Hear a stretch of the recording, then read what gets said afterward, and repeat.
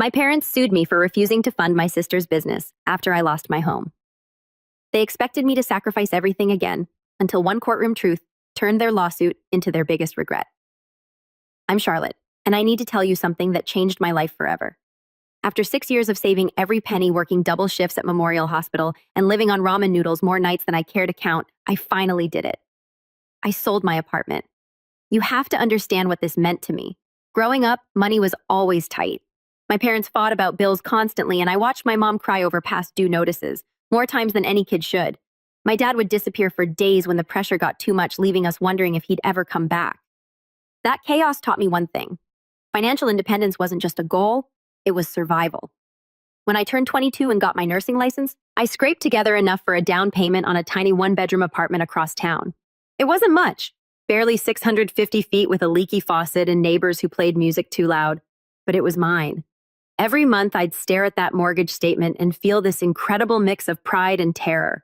Pride because I was doing something my parents never managed to do, and terror because one missed payment could destroy everything I'd worked for. The real estate agent Monica called me at the hospital on a Tuesday afternoon. "Lily, you're not going to believe this, but we got an offer for $185,000. Cash buyer, no contingencies." I had to sit down in the break room. I'd bought the place for $127,000 6 years ago, and with all the improvements I'd made, new flooring, updated kitchen, fresh paint throughout, it had appraised for exactly what they were offering. After paying off the remaining mortgage and all the fees, I walked away with $94,500 in my checking account. It was more money than I'd ever seen at once in my entire life. That night, I sat in my empty apartment with Chinese takeout staring at my bank balance on my phone screen. For the first time since I could remember, I felt like I could breathe. Really breathe. I had plans for that money, real plans, not dreams or wishes, but actual researched investment strategies. I'd been looking at a duplex on the other side of town. I could live in one unit and rent out the other. The rental income would cover most of the mortgage, and I'd be building equity while having someone else pay for it. It was perfect. My family knew about the sale, of course. I told them during our monthly dinner at Mom's house the week before. "That's wonderful, honey," Mom had said, though something in her voice seemed off. Dad just nodded and changed the subject to something about his job at the warehouse. My younger sister Rose barely looked up from her phone. I should have known then that something was coming. My family never just let good news sit quietly. There was always an angle, always a way to complicate things. But I was so focused on my future, so proud of what I'd accomplished on my own, that I missed all the warning signs. The money sat in my savings account for exactly 2 weeks before everything went completely insane. 2 weeks after the sale closed, I got a text from Rose at 9 p.m. on a Friday. "Family meeting tomorrow at 2. Important business opportunity. Don't be late." I stared at the message, feeling that familiar knot in my stomach. Rose had never shown interest in business anything. She was 24, still living at home with a degree in visual arts that she'd barely used since graduating 2 years ago. While I was working 60-hour weeks to pay for nursing school, Rose was taking pottery classes and spending summers backpacking through Europe with money from Mom and Dad. Saturday afternoon, I walked into my childhood home to find Rose standing in front of an easel with poster boards covered in magazine cutouts and printed photos. She was wearing a flowy dress that probably cost more than my monthly grocery budget. Her hair perfectly styled even though it was 2 o'clock in the afternoon on a weekend. Finally, she exclaimed, clapping her hands together. "Lily, you're going to love this." I figured out my calling. Mom and Dad sat on the couch looking at Rose like she was about to announce she'd won the lottery. This was nothing new. Rose had always been their golden child, the creative one, the one with potential. I was just the practical daughter who paid her own bills. "I'm opening an art gallery," Rose announced, flipping to her first poster board. Not just any gallery, a boutique space in the arts district downtown. I've already found the perfect location. The poster board was covered with pictures of galleries from art magazines, all sleek white walls and dramatic lighting. Rose had cut out photos of expensive-looking sculptures and paintings, pasting them around images of well-dressed people holding wine glasses. "Rose, that's wonderful," Mom gushed. "Tell us more about your business plan." Rose launched into what she clearly thought was a professional presentation. She'd researched rental prices for gallery spaces. The one she wanted was $8,000 a month. She needed money for renovations to create the right aesthetic. Then there was inventory. She planned to feature local artists, but only after curating a collection of established pieces to draw people in.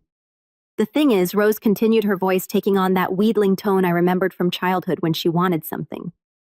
"This kind of opportunity doesn't wait. The space I want has 3 other people interested. I need to move fast." Dad leaned forward. "How much are we talking about total?" For the first year, including rent renovations, initial inventory insurance, and marketing, I need $120,000. Rose said this like she was ordering a sandwich, completely casual about an amount of money that would take me 3 years to save. Mom and Dad exchanged a look. Honey, that's a lot of money, Dad said carefully. But it's an investment in my future, Rose insisted. And it's not like I'm asking for charity. This gallery will be profitable within 6 months. I've done the research. She flipped to another poster board showing a hand-drawn chart with projected profits that seemed to climb straight up like a rocket ship. Her market research consisted of Googling successful galleries and assuming she'd immediately capture their client base. The art market is booming, Rose explained. People with money are always looking for the next big thing. I have an eye for talent. I can spot pieces that will appreciate in value. I watched this whole presentation feeling like I was in some alternate reality. Rose had never sold anything in her life, had never managed a budget, had never dealt with difficult customers or handled inventory or navigated business regulations. Yet here she was absolutely convinced she was the next big thing in the art world. The scary part wasn't Rose's delusion. It was the way Mom and Dad were looking at her like they were already convinced this was going to work. The following weekend, Mom called and asked if I could come over Sunday for a family financial discussion. Her voice had that careful, measured tone she used when she was about to ask me for something I wouldn't want to give. When I arrived, I found the dining room set up like a boardroom. Rose had printed out official-looking documents complete with charts and graphs. Dad had his reading glasses on, studying papers like he was reviewing a corporate merger instead of his unemployed daughter's fantasy business plan. Lily, sit down, Mom said, gesturing to the chair across from Rose. We need to talk about this gallery opportunity seriously. Rose had clearly spent the entire week preparing. Her business plan was now a 20-page document with sections on market analysis, competitive landscape, and financial projections. She'd researched everything from gallery insurance costs to the average price of wine for opening receptions. The location is perfect. Rose began sliding a printed map across the table. It's right in the heart of the arts district, walking distance from 3 trendy restaurants and that new boutique hotel. The foot traffic alone will bring in customers. Dad nodded approvingly. The demographics look good too. Young professionals, tourists with disposable income. I picked up the rental agreement Rose had somehow obtained. $8,000 a month for a space that's barely 1/200th of a foot. Prime real estate costs money, Rose replied defensively. You can't build a high-end brand in some strip mall. Mom spread out the financial projections. According to Rose's calculations, the gallery would break even by month 8 and start turning a serious profit by month 12. Her projected sales figures were based on selling just 2 major pieces per month at an average price of $3,500 each, plus smaller items and commissions from featured artists. Where are you getting these price points? I asked, scanning the numbers. Market research, Rose said, pulling out printouts from art auction websites. Original paintings by emerging artists in similar markets sell for anywhere from $1,500 to $8,000. I'm being conservative. What she wasn't mentioning was that those prices were from established galleries with years of reputation and client relationships. She was comparing herself to businesses that had been operating successfully for decades. Dad cleared his throat. The thing is, Lily, we've been talking and we don't have $120,000 just sitting around. We could get a home equity loan, Mom added quickly, but that would put the house at risk if something went wrong. I saw where this was heading and felt my chest tighten. However, Dad continued, this is a family opportunity. Rose's success would benefit all of us. Rose leaned forward, her eyes bright with excitement. Think about it, Lily. When the gallery takes off, you'd be an investor. You'd get returns on your money, plus you'd be supporting local artists and culture. The timing is perfect, Mom added. You just sold your apartment, so you have liquid capital available. I stared at them, trying to process what I was hearing. You want me to invest my apartment money in Rose's gallery? Not all of it, Rose said quickly. Just the initial startup costs. Once we're established, we can get business loans for expansion.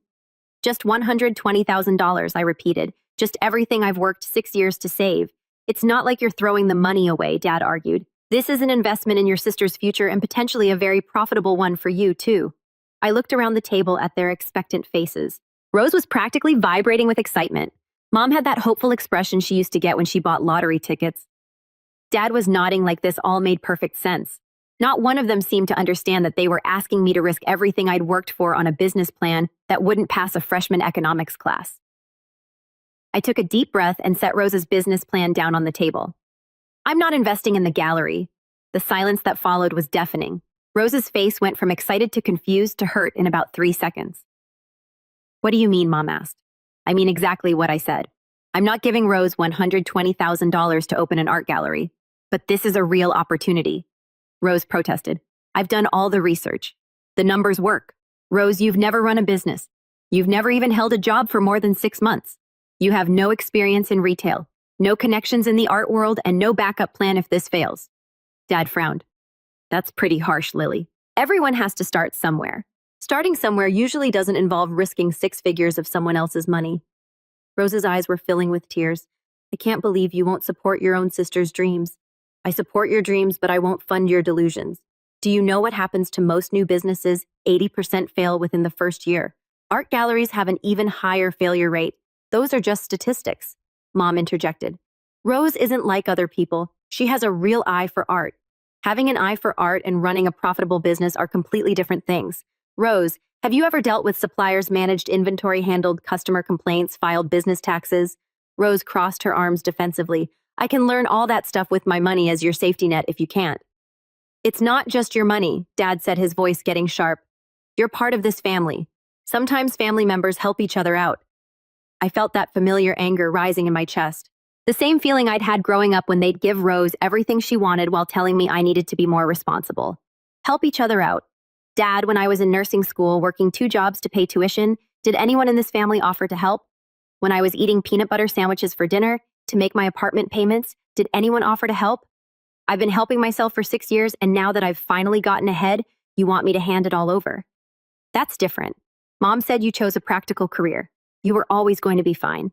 I'm fine because I made sacrifices, because I worked 70-hour weeks and lived in a tiny apartment and drove a car with 200,000 meters on it. Rose has been living here rent-free for 2 years while I've been building my life. Rose was crying now. So you're punishing me for being creative instead of boring. I'm not punishing you. I'm refusing to enable you. If this gallery is such a sure thing, get a business loan. We tried. Dad admitted the bank wants collateral and business experience. Rose doesn't qualify. Then maybe that's the market telling you something. Or maybe it's just a system that doesn't support innovative young entrepreneurs. Rose shot back. I stood up from the table. This conversation is over. I'm not investing in the gallery and I'm not changing my mind. Lily, wait. Mom called as I headed for the door. Don't you think you're being a little selfish? I turned back to face them. Selfish? I worked 6 years to save this money. I have plans for it. Real plans that will secure my future. And you think I'm selfish for not handing it over to fund Rose's midlife crisis art project? It's not a midlife crisis, Rose sobbed. It's my passion. Then find a way to fund your passion that doesn't involve bankrupting your sister. I walked out of that house knowing I'd just started a war. What followed was the most exhausting month of my life. My family launched a coordinated campaign that would have impressed military strategists. It started with the guilt trips. Mom called me at work 3 times the first week crying about how Rose was devastated and how I was crushing her dreams. She'd launch into stories about how Rose had always been such a sensitive, artistic child and how this gallery was her chance to finally find her place in the world. You don't understand what rejection does to creative people.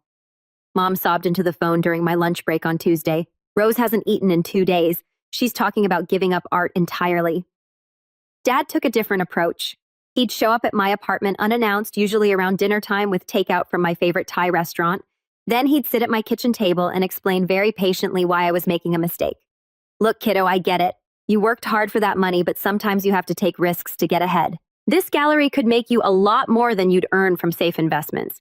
Dad, I'm buying a duplex. That's not exactly a risky investment. Real estate is risky too. What if the market crashes? What if you can't find tenants? At least with Rose's gallery, you'd be diversifying. When logic didn't work, they brought in reinforcements. My Aunt Patricia, who I barely spoke to twice a year, called to tell me how disappointed she was in my selfishness. My cousin Jake, Rose's childhood friend, sent me a long Facebook message about how I was destroying family unity over money. Rose herself alternated between heartbroken victim and righteous artist. She'd text me articles about successful galleries, screenshots of positive comments from her art school friends, and long voice messages where she cried about how I was the only thing standing between her and her dreams. The manipulation reached peak intensity during week 3. I came home from a particularly brutal 12-hour shift to find my entire family in my living room. They'd gotten my spare key from the landlord by claiming there was a family emergency. Intervention time, Rose announced, gesturing to the coffee table covered with printed testimonials from gallery owners' investment guides and what appeared to be a petition signed by various family members and friends. "This is insane," I said, dropping my purse by the door. "You can't just break into my apartment. We're not breaking in," Mom corrected. "We're having a family meeting." Dad held up a folder. "We've prepared some additional information that might change your mind." The additional information included a revised business plan with even more optimistic projections. Letters of intent from 3 local artists promising to show their work at Rose's gallery, and a photocopy of an article about a gallery in Portland that had sold a painting for $50,000 in its first year. "See," Rose said, pointing to the article. "This gallery started with almost no money, and look where they are now." I read the article. The gallery had been open for 8 years and was run by someone with 15 years of experience in art curation. "Rose, this person worked at major galleries in New York before opening her own place. You can't even balance your checkbook." "That's mean." Mom said Rose is very capable. If she's so capable, why does she need my money? That's when Rose played her trump card. She started sobbing. Not just crying, but full body sobs that shook the entire couch. "I can't believe my own sister hates me this much," she wailed. "All I want is a chance to build something beautiful, to contribute something meaningful to the world, and you want to destroy that because you care more about money than family." It was a masterful performance. Mom immediately went to comfort her. Dad glared at me like I just kicked a puppy. Even I felt a moment of doubt, but then I remembered all the times Rose had manipulated situations to get her way, all the promises she'd broken, all the responsibilities she'd avoided while I worked my ass off to build a stable life. "Get out," I said quietly. "Lily." Mom started. I said, "Get out, all of you." Now they left, but the siege continued through texts, emails, and surprise visits for another week until I finally had to block their numbers and change my locks. The silence lasted exactly 1 week. Then I got served with legal papers at the hospital. I was in the middle of checking vitals on Mrs. Anderson in room 312 when a process server appeared at the door. "Lily Thompson, that's me. You're being served." He handed me a thick manila envelope and walked away, leaving me standing there with Mrs. Anderson staring at me curiously. My hands were shaking as I opened the envelope in the break room 10 minutes later. The lawsuit was filed by my parents with Rose listed as a co-plaintiff. The title read, "Civil Action for Breach of Family Financial Obligations and Unjust Enrichment." I had to read it 3 times before I understood what they were claiming. According to their lawyer, I owed my family a portion of my apartment sale proceeds because I had lived with them until age 19 and had therefore benefited from their financial support during my formative years. They argued that my current success was built on their investment in my education and upbringing, making them entitled to a share of any profits I derived from property they had helped make possible. The legal language was dense, but the basic argument was that I was committing unjust enrichment by keeping money that rightfully belonged to the family unit. They were seeking $120,000 in damages, exactly the amount Rose needed for her gallery. But the part that really made my blood boil was their claim that I was violating established family financial solidarity principles and causing severe emotional and financial distress to Rose by refusing to support her business venture. They had actually taken me to court for saying no. I called in sick for the rest of my shift and spent the afternoon researching family law attorneys. The first 3 I called wanted retainers I couldn't afford. The 4th, Marcus Rodriguez, agreed to meet with me that evening. Marcus had a small office above a dry cleaner, but his credentials were solid. He specialized in family business disputes and had handled several cases involving financial conflicts between relatives. "I've seen this before," he said, scanning the lawsuit. "Desperate families sometimes file frivolous lawsuits hoping to pressure someone into settling. The legal claims here are pretty weak." "Weak? How well?" "They're arguing that living with your parents until 19 created some kind of financial obligation. That's not how the law works. Parents have a legal obligation to support minor children, not the other way around. And even if you had received some benefit, you'd have to prove that benefit was given with the expectation of future repayment." He flipped through the pages. "They're also claiming emotional damages for your refusal to invest in your sister's business. That's essentially trying to sue you for making a personal financial decision they don't like. So this will get thrown out probably, but you still have to defend against it. And frivolous or not, lawsuits are expensive and stressful. Your family is counting on that pressure to make you give in." Marcus quoted me a retainer of $5,000, which would cover the initial response and hopefully get the case dismissed quickly. If it went to trial, costs could climb to $20,000 or more. "There's something else you should know," Marcus said as I was leaving. "I looked up your parents' attorney. He's not exactly top tier. This feels like someone who is willing to file questionable paperwork for a quick fee." That night, I sat in my empty apartment calculating costs. The legal defense would eat into my duplex down payment, but I couldn't let my family bully me through the court system. I called Marcus the next morning and hired him. The strangest part was how betrayed I felt. I'd expected manipulation and guilt trips from my family. That was nothing new. But taking me to court accusing me of stealing money that was never theirs that crossed a line I never thought they'd cross. As I signed the retainer agreement, I realized this wasn't just about Rose's gallery anymore. This was about whether I was going to let my family control my life forever or finally set boundaries that meant something. They had escalated this fight to a place where someone was going to lose everything. I intended to make sure it wasn't me. Marcus wasn't kidding when he said building a defense would be thorough. Over the next 2 months, we gathered every financial document from my adult life to prove my independence and self-sufficiency. I had to dig up bank statements from my first checking account at 19, showing deposits from my part-time job at a medical supply store while I was in nursing school. We documented every tuition payment I'd made, every rent check, every car payment. Marcus wanted to create an ironclad timeline showing that I'd supported myself from the moment I left home. The stronger we can make your independence case, the more ridiculous their claims look, he explained during one of our weekly meetings. What surprised me was how much evidence I had. I'd always been careful about keeping records, but seeing it all laid out was eye-opening. In 6 years, I'd paid over $180,000 in living expenses, tuition, and apartment costs entirely on my own. The only financial help I'd ever received from my parents was letting me live at home until 19, something millions of parents do without expecting repayment. The most interesting discovery came when Marcus subpoenaed my parents' financial records as part of discovery.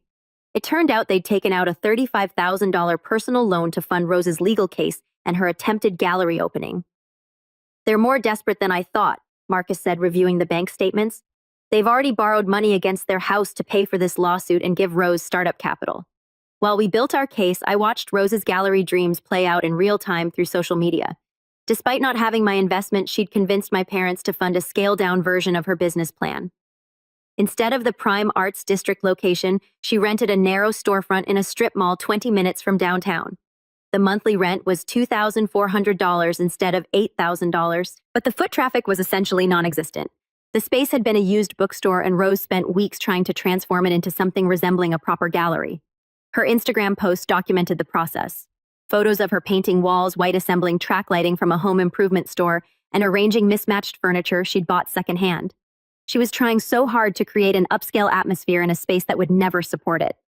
The grand opening happened on a Thursday evening in October. I didn't attend, obviously, but Rose posted dozens of photos. The event looked pathetic. Maybe 15 people total, most of them family friends who'd come out of obligation. The artwork was a collection of pieces from local community college students and a few landscapes Rose had bought from online galleries. Within a month, it was clear the gallery was failing. Rose's social media posts went from excited business owner to increasingly desperate sales pitches. She started offering special discounts and limited time promotions on pieces that weren't selling. The irony wasn't lost on me. While Rose struggled to attract customers to her poorly located gallery, I was house hunting with a pre-approved loan and a clear investment strategy. The duplex I'd been eyeing was still available, and the rental market in that neighborhood was strong enough to cover most of my mortgage payments. Marcus kept me updated on the legal front. My parents' attorney had tried several procedural moves to drag out the case, probably hoping the mounting legal cost would force me to settle, but Marcus was prepared for these tactics. They're fishing, he explained. They know their case is weak, so they're hoping something in discovery will give them leverage. The discovery process was invasive but ultimately worked in our favor. Every document we produced supported our narrative. I was a financially independent adult who'd worked hard for everything I owned. Meanwhile, their financial records painted a picture of parents who'd overextended themselves to fund both Rose's business venture and a frivolous lawsuit. They'd borrowed against their house, maxed out credit cards, and taken personal loans, all to avoid accepting that their adult daughter had made a reasonable decision not to fund her sister's risky business idea. 3 months after being served, I felt more confident about the legal case than I did about my family relationships. The lawsuit had destroyed any possibility of reconciliation, but it had also clarified something important. These people were willing to try to destroy my financial security to get what they wanted. That realization made me more determined than ever to win. The trial was scheduled for a Tuesday morning in February, 8 months after the initial lawsuit was filed. I took the day off work and met Marcus at the courthouse at 8 a.m. to prep for what he promised would be a straightforward hearing. This is essentially a motion to dismiss with oral arguments, he explained as we walked through security. The judge will hear both sides and decide whether their claims have any legal merit. If we're right about this being frivolous, it should be over quickly. The courtroom was smaller than I'd expected, with maybe 30 seats for observers. My parents and Rose were already there with their attorney, a thin man in an ill-fitting suit who looked like he'd rather be anywhere else. Rose had dressed for the occasion in what I assumed was her version of professional attire, a black dress with dramatic jewelry that looked more appropriate for an art gallery opening than a courtroom. Mom wore her church dress, and Dad had on the same suit he'd worn to my nursing school graduation. Judge Patricia Chen called the case at 9:15 a.m. My parents' attorney, William Garrett, stood first to present their case. Your Honor, this is a matter of family financial justice. The defendant benefited for 19 years from her parents' investment in her housing, education, and development. She lived rent-free, received meals, utilities, and family support that enabled her to save money and eventually purchase real estate.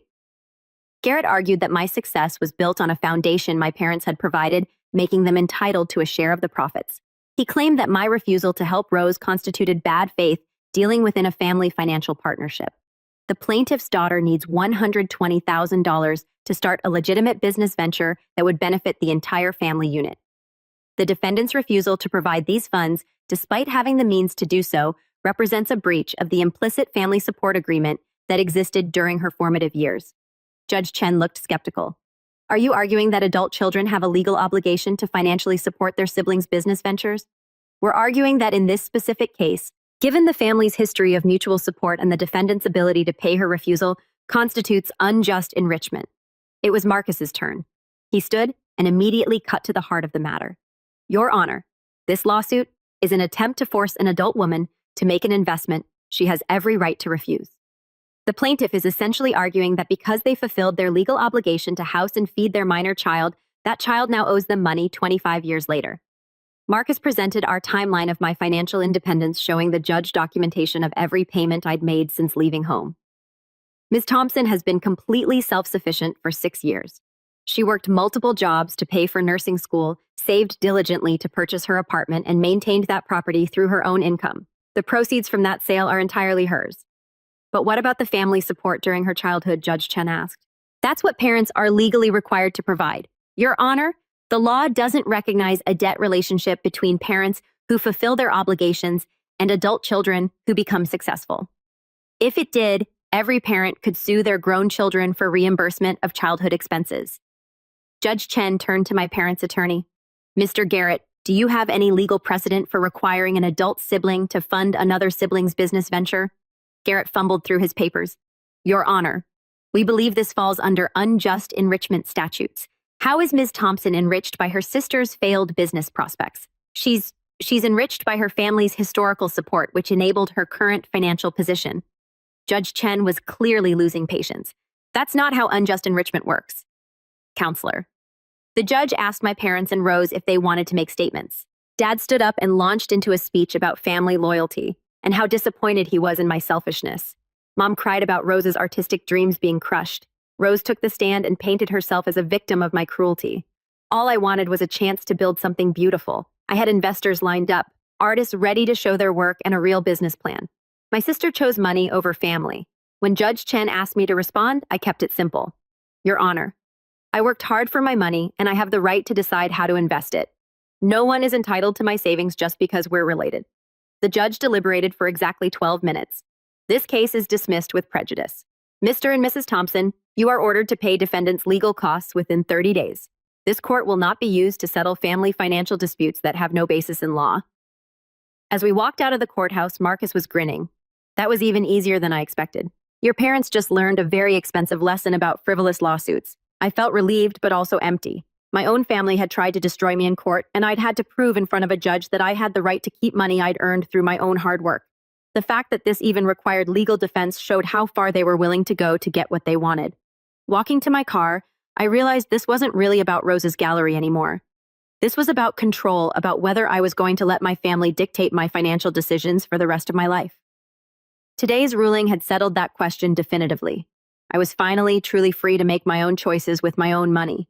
The price of that freedom had been higher than I'd ever imagined. The victory felt hollow as I watched my family file out of the courtroom. Rose was crying openly, and Mom had her arm around her like she was the victim of some great injustice. Dad wouldn't even look at me. Marcus handed me the official court order. They have 30 days to pay your legal fees, $8,400 total. If they don't pay, we can garnish wages or put liens on their property. What are the chances they'll actually pay given what I saw in their financial records, Slim? They're already overextended, but that's their problem now. I drove home in a daze trying to process what had just happened. I'd won completely. The judge had dismissed their case with prejudice, which meant they couldn't file the same lawsuit again. But winning meant that the relationship with my family was probably over forever. My phone started ringing before I even got home. First Mom, then Dad, then Rose. I let them all go to voicemail. Mom's message was tearful. Lily, I can't believe you let it go this far. We're your family. How could you do this to us? Dad's was angry. You got what you wanted. I hope you're happy. You've destroyed this family over money. Rose's was the longest and most dramatic. Congratulations, you won. You successfully crushed your sister's dreams and tore apart our family. I hope your precious money keeps you warm at night, because you'll never have us again. That evening, my friend Cassie from work came over with wine and Chinese food. She'd been following the whole saga for months. How are you feeling? She asked as we settled on my couch. Honestly, relieved and sad and angry. It's complicated. Your family sued you for not giving them money. There's nothing complicated about that being insane. Cassie was right, but it didn't make the pain go away. These were the people who'd raised me, who'd been at my nursing school graduation, who I'd thought would always be part of my life. The worst part is that they made me the villain, I said. In their minds, I'm the selfish daughter who chose money over family. They can't see that they chose Rose's fantasy over my financial security. The court order required my parents to pay my legal fees within 30 days, but I knew they didn't have the money. Their financial records had shown maxed out credit cards and loans taken against their house. They'd already spent more on this lawsuit than Rose's gallery had made in its entire brief existence. 3 weeks later, Marcus called with an update. They're requesting a payment plan. They want to pay your legal fees at $200 per month. That would take over 3 years. Exactly. You can accept it or we can proceed with asset seizure. Given their financial situation, they probably can't come up with a lump sum. I agreed to the payment plan. I was done fighting with them, and I didn't want to be responsible for them losing their house. But the real consequence of the lawsuit wasn't financial. It was the complete breakdown of family relationships. Word spread through our extended family about the court case. Aunt Patricia stopped speaking to me entirely. Cousin Jake unfriended me on social media. Even family friends started treating me differently when they saw me around town. The narrative that emerged wasn't parents sue daughter for refusing to fund risky business venture. It was selfish daughter destroys family rather than help sister's art gallery. Rose played the victim perfectly on social media, posting vague messages about family betrayal and people who choose money over love. She never mentioned that she'd been part of a lawsuit demanding $120,000 from me, just that I'd refused to support her dreams. Meanwhile, her gallery continued its predictable decline. Without proper foot traffic or business experience, Rose was burning through the money my parents had borrowed. The last few pieces of artwork sat unsold in a space that looked more desperate with each passing week. I tried not to feel vindicated by her failure, but it was hard not to notice that every prediction I'd made was coming true. The location was wrong, the business model was flawed, and Rose had no idea how to run a retail operation. 6 months after the trial, I closed on my duplex. The rental income from the upstairs unit covered most of my mortgage, and I was building equity while living in a beautiful space I'd chosen and could afford. I'd won the war, but the cost was higher than I'd expected. Financial independence felt less triumphant when you had no family to share it with. Still, every month when I made my mortgage payment and deposited my tenant's rent check, I knew I'd made the right choice. My family had tried to destroy my financial security to fund Rose's delusion, and I'd refused to let them. That had to be enough. Rose's gallery closed on a Wednesday in September, exactly 8 months after opening.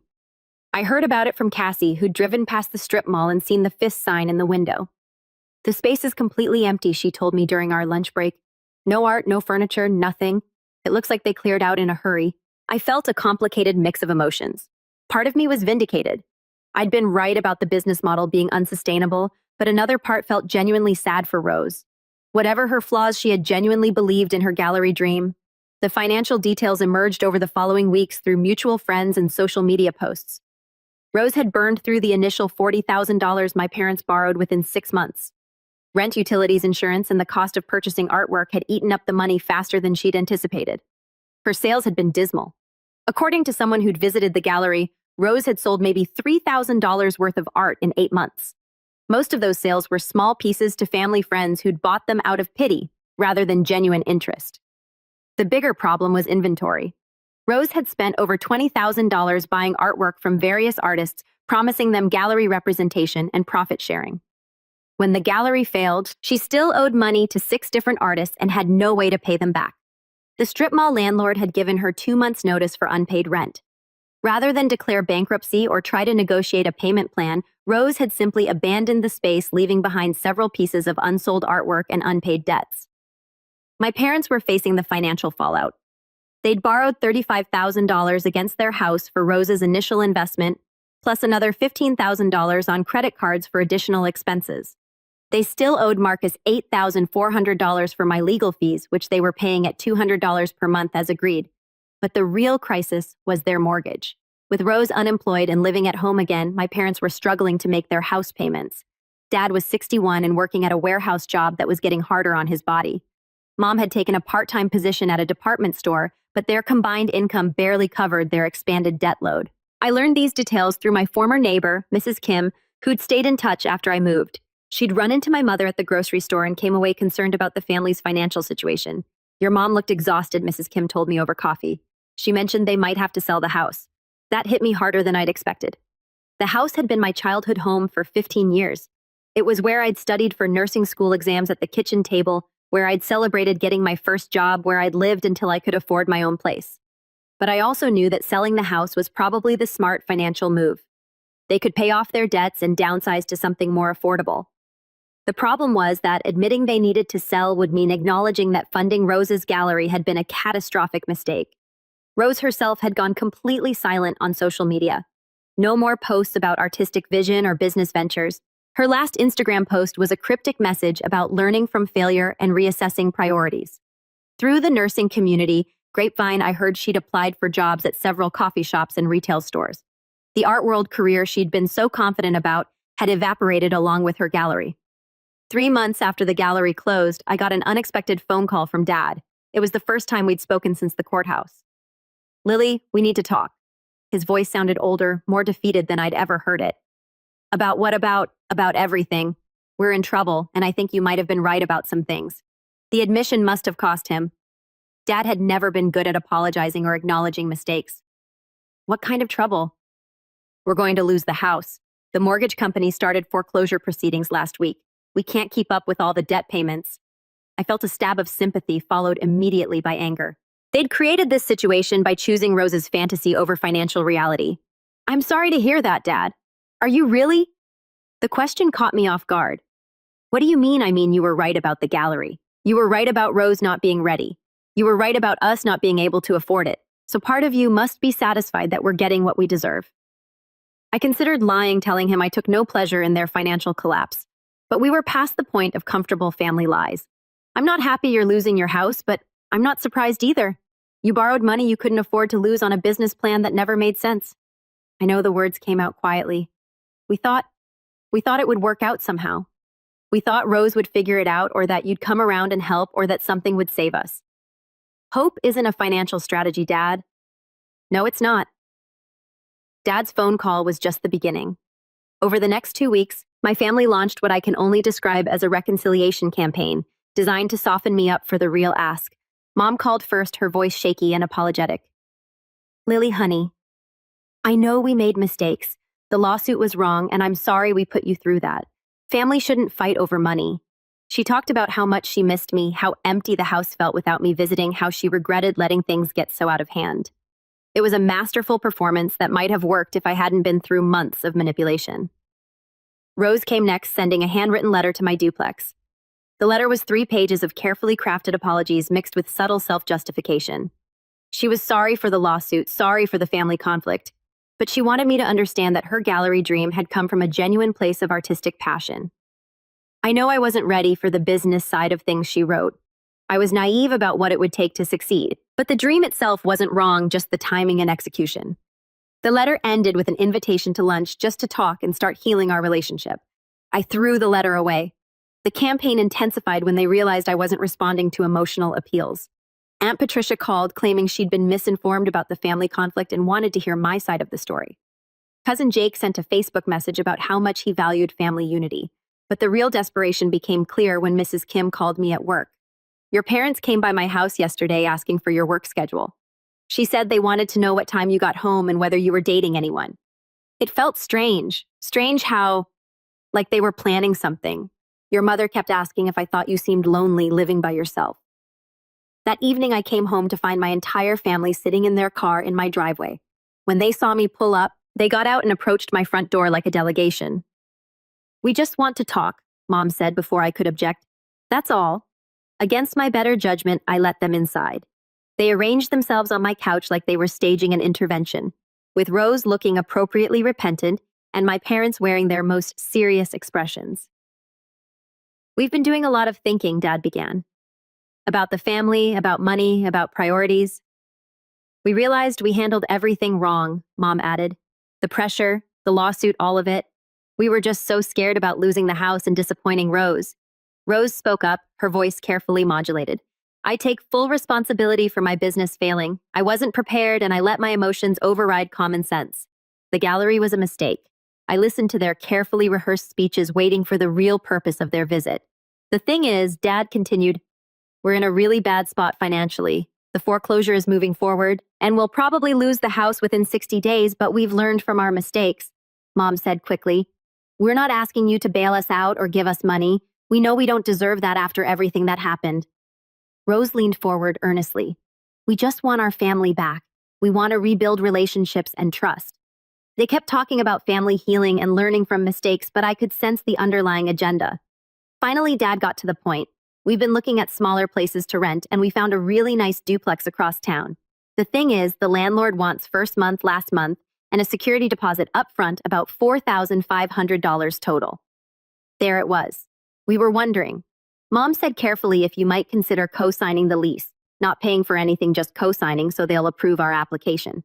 Rose added, "It would really help us get back on our feet without asking you for money directly." I stared at them amazed by their audacity. They'd sued me for $120,000 spent a year trying to destroy my financial security, and now they wanted me to co-sign a lease that would make me legally responsible for their rent payments. "You want me to co-sign a lease?" I said slowly. "For people who just demonstrated they can't manage money responsibly." "We've learned our lesson," Dad insisted. "This time will be different. If you've learned your lesson, you won't need a co-signer." "Lily, please," Mom said, tears starting. "We have nowhere else to turn. We'll lose everything. You already lost everything when you decided to sue me instead of accepting that Rose's gallery was a bad investment." Rose's carefully constructed humility cracked. "So you're just going to let us become homeless, your own family?" "You're not going to be homeless. You're going to face the consequences of your financial decisions, which might include renting a cheaper place that doesn't require a co-signer." I stood up, signaling the conversation was over. "I'm not co-signing anything. I'm not lending money, and I'm not responsible for fixing the mess you created." They left without saying goodbye, and I knew this reconciliation attempt had been their last desperate play. 2 weeks later, Mrs. Kim called to tell me they'd moved out of the house in the middle of the night, leaving no forwarding address. 2 years have passed since that final confrontation in my living room, and my life has transformed in ways I never expected. I'm writing this from the sunroom of my duplex, where I've set up a small office space overlooking the garden I planted last spring. The investment strategy I'd planned from the beginning worked exactly as I'd hoped. My tenant upstairs, Jake, is a graduate student who pays $1,200 monthly in rent, which covers most of my mortgage payment. The equity I'm building combined with the rental income has given me financial security I never thought possible. 6 months ago, I made the decision to transition to freelance nursing. I work with 3 different agencies picking up shifts at hospitals across the city when I want them. The flexibility is incredible. I can work intensively for a few weeks, then take time off to travel or pursue other interests. My housing costs are so low that I don't need the traditional full-time job security most people require. I use some of my remaining savings to take a course in medical writing, and I've started doing freelance work for healthcare publications. It turns out that combining nursing experience with writing skills is quite valuable in today's market. I'm making more money working fewer hours than I ever did in traditional hospital employment. The duplex itself has become a real home. I renovated the kitchen last year, adding granite countertops and stainless appliances. The backyard garden produces enough vegetables to supply both units. And I've started a small herb business selling to local restaurants. Every improvement I make increases the property value, creating a positive cycle of investment and return. As for my family, I've pieced together their story through occasional updates from mutual acquaintances and misses. Kim, who stays in touch despite their abrupt departure, they lost the house to foreclosure as expected. The bank sold it at auction for less than they owed, leaving them with additional debt. They ended up renting a small apartment in a complex across town, paying month to month because no landlord would approve them for a lease given their credit situation. Dad was forced to take early retirement when his warehouse job became too physically demanding. At 63, he's collecting reduced Social Security benefits and working part-time at a hardware store. Mom is still at the department store, but they're struggling to make ends meet on their reduced income. Rose moved back in with them after the gallery failed, but that arrangement lasted only 6 months. According to Mrs. Kim, there were constant arguments about money and responsibility. Rose eventually moved in with a boyfriend she'd met online, but that relationship ended badly when he discovered her debt situation. The last I heard, Rose was working at a coffee shop downtown and living in a studio apartment she can barely afford. She's 36 now with no career prospects, significant debt, and a resume that includes an 8-month failed business venture as her only entrepreneurial experience. They still owe Marcus $3,200 in legal fees from the lawsuit. They've been making the $200 monthly payments irregularly, and he's had to send several demand letters. I told him not to pursue garnishment. I just want them to meet their obligation, even if it takes years. The most telling detail came from Mrs. Kim's last update. My parents have been telling people that I abandoned the family during their time of need. Even now, facing the consequences of their own financial decisions, they can't accept that they created this situation by demanding I fund Rose's unrealistic dream. I don't feel vindicated by their struggles, but I don't feel guilty either. Every choice they made, from pressuring me to invest in the gallery to filing that ridiculous lawsuit, was designed to transfer their financial problems onto me. I refuse to participate in that transfer, and they're dealing with the natural consequences. My life now is exactly what I'd hoped for when I sold that first apartment. I have security, flexibility, and independence. I'm building wealth steadily through real estate investment while pursuing work that interests me. I travel when I want to spend money on things that matter to me and sleep well knowing my financial foundation is solid. The cost was higher than I'd expected. I essentially lost my entire family. But looking back, I realized that the family relationships I lost were built on my willingness to sacrifice my own interests for theirs. Once I stopped doing that, there was nothing left to sustain the connection. Sometimes I wonder if Rose could have succeeded with a different business model, better location, and realistic expectations. But that's not the business she wanted to run. She wanted to skip the hard work of building experience and jump straight to being a successful gallery owner funded by someone else's money. I chose financial security over family harmony, and I'll never regret that choice. My family tried to make me responsible for their financial problems, and I refused. 2 years later, I'm thriving while they're still dealing with the consequences of trying to build dreams on someone else's foundation. Independence isn't just about having money. It's about having the courage to protect what you've built, even when the people you love are asking you to destroy.